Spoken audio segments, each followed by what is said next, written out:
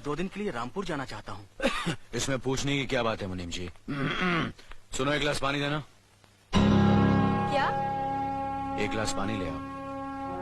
ना तो मैं आपकी नौकरानी हूँ और ना ही आपका छोटा भाई जो आपका हुक्म सुनते ही दौड़कर आपके लिए गिलास पानी ले आऊं। मेरे बाप के घर में मेरे एक इशारे पर 10 नौकर हाथ बांधे खड़े रहते थे। ये मत भूलिए कि मैं एक अमीर बाप की इकलौती बेटी हूँ। आप तो उम्र में बड़े हैं ना, किससे किस तरह की बात की जाती है इतनी तमीज तो आपको आनी चाहिए। Mind it.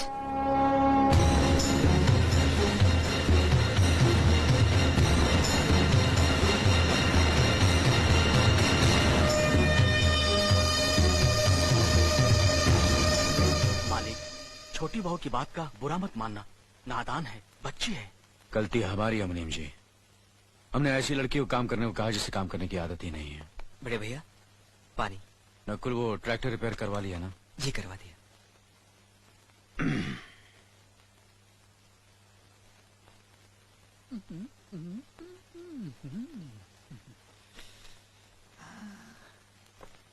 नमस्ते मास्टरनी जी।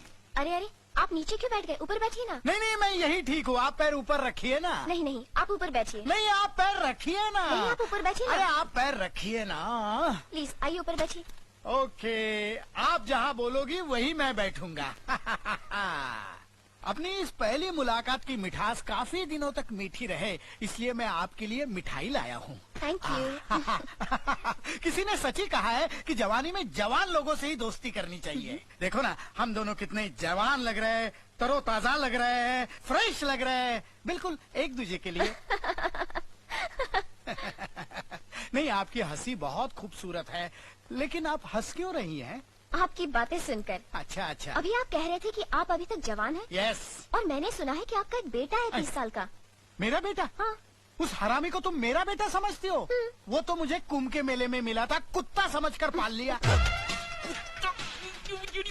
मास्टरनी जी, मैं अभी तक शुद्ध कुंवारा हूँ।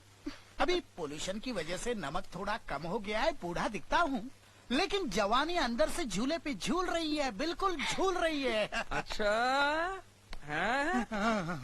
कौन से कोने में जवानी झूल रही है बाप के दिन में? जरा बता मुझे। हाँ?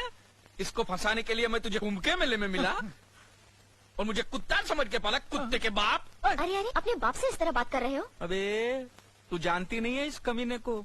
ये कमीना अपनी जवानी की रंगीन कहानियां सुना सुना कर कितनी औरतों का एक रात का पति बन चुका है। और इधर भी तेरे यहाँ एडमिशन लेने इसी लालच में आया है, संभालना। शर्म करो, ये तुम्हारे बुजुर्ग हैं। क्या हुआ? पित्त के कारण मेरे बाल थोड़े सफेद हो गए तो मास्टरनी मुझे बुजुर्ग कह रही है।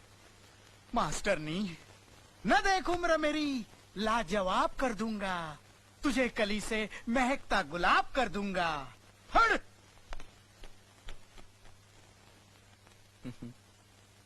तुम तो दरिया हो, समंदर हो, तुम्हारे अंदर पहले से ही INS अर्जुन नाम का जहाज डूब चुका है। फिर ये मेरे बाप जैसी छोटी मोटी कश्तियां डुबोने से क्या मिलेगा? छोड़ दो बेचारे को, माफ करो, आगे बढ़ो, जाओ। हाँ, अजीब बाप बेटे हैं।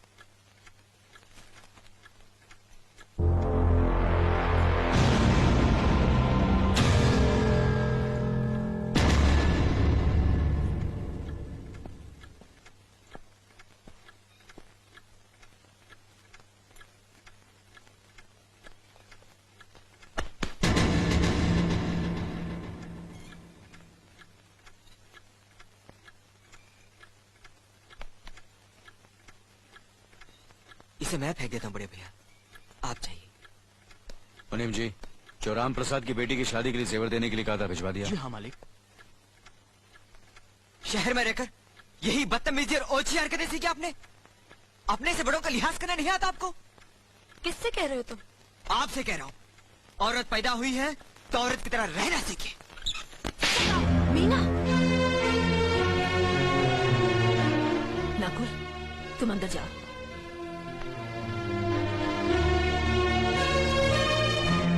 पागल हो गई हो तुम? औरत होकर एक मर्द पर हाथ उठाती हो?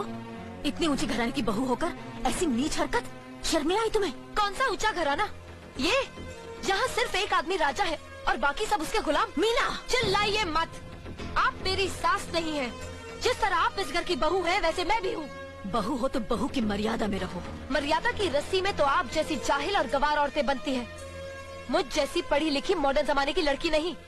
Uneducated idiots. Excuse me. I'm not an illiterate. I'm a graduate from the University of Allahabad. I am aware of the modernization of women, but I have not forgotten my culture, my customs, my traditions and my values. And most of all, I'll never ever forget that I'm an Indian woman. Modern जमाने की औरत भी औरत ही होती है। उसे भी मर्द ही ब्याह कर ले जाता है, मर्द को ब्याह कर वो नहीं ले जाती।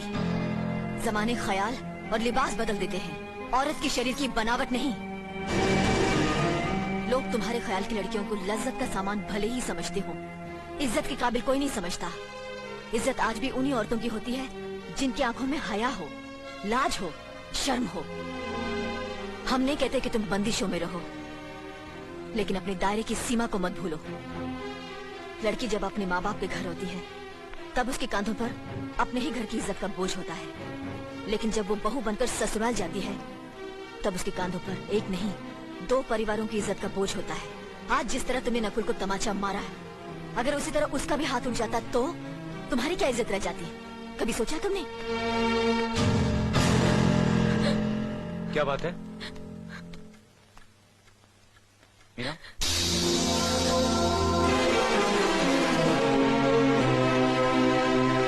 क्या हुआ भाभी? हाँ? कुछ नहीं। मीना कह रही थी कि उसे खाना बनाना नहीं आता। हमने सोचा कि 2-4 खरी खोटी सुनाने से ही सीखेगी, तो सुना दिया। बस रोने लगी। क्यों अर्जुन, हमें तुम्हारी बीवी को डांटने का भी हक नहीं? क्यों नहीं, आप हमारी भाभी माँ हैं। आप मार सकती हैं, डांट सकती हैं, कुछ भी कर सकती हैं।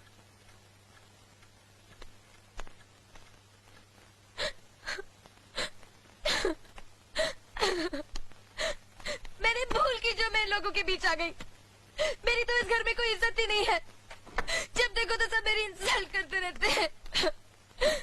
मैं कब से रो रही हूँ, तुम पूछ भी नहीं रहे हो कि मैं क्यों रो रही हूँ। बेकार हो रही है तो कौन पूछेगा? अच्छा, तो मैं तुम्हारे लिए और इस घर के लिए बेकार हो गई हूँ। अरे बेकार तो तुम हो गए अपने परिवार के बीच में रहकर। मैं कब से बोले जा रही हूँ और तुम हो के सुन ही नहीं रहे हो। इंसान की चीख सुनकर लोग शुभ अशुभ का विचार करते हैं, लेकिन जब मेंढकी को जुकाम होता है, उसकी चीख की कोई परवाह नहीं करता। ये मत भूलो कि जब मेंढकी चिल्लाती है तो आंधी और तूफान आते हैं। आंधी और तूफान आएंगे तो उसका नतीजा तुम्हें ही भुगतना पड़ेगा। तो फिर ठीक है, अब मैं तुम्हारे साथ तब भी रहूंगी जब तुम मेरे साथ मेरे डैडी के घर रहोगे।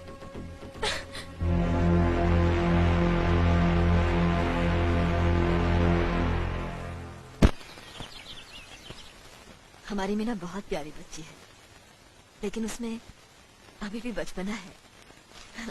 हमारे तौर तरीकों को नहीं जानती है ना, लेकिन आहिस्ता आहिस्ता हम उसे सब सिखा देंगे।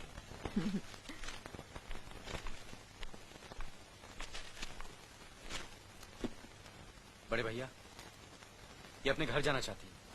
जाना भी चाहिए। 4-5 महीने हो गए, मायके की याद भी आती होगी इसे। और अर्जुन, तुम्हारे ससुर जी तुम्हें कई बार बुला चुके हैं। तुम भी कुछ दिनों के लिए हुआ हो, तुम्हारा मन भी बहल जाएगा। अगर ये वापस लौटने के लिए जा रही होती तो मैं जरूर जाता, मगर ये तो हमेशा के लिए इस घर से जा रही है। कैसी बातें कर रहे हो? अगर तुम दोनों के ख्यालात एक दूसरे से नहीं मिलते तो इस मामले को घर की 4 दीवारी में बैठकर आपस में सुलझा लेना चाहिए। बहू शहर की पढ़ी लिखी लड़की है, उसे गांव की रीति रिवाज के बारे में क्या मालूम? ये तो तुम्हारा फर्ज बनता अर्जुन कि तुम उसे हमारे तौर तरीके सिखाओ। सिखाने से कोई फायदा नहीं बड़े भैया, ये खुद को इस माहौल में डालना ही नहीं चाहती, इसलिए भेज रहा हूं। अच्छा, तो तुमने फैसला भी कर डाला? बड़े भैया, बात यह है कि मैंने मीना को, तुम बहुत समझदार भी हो गए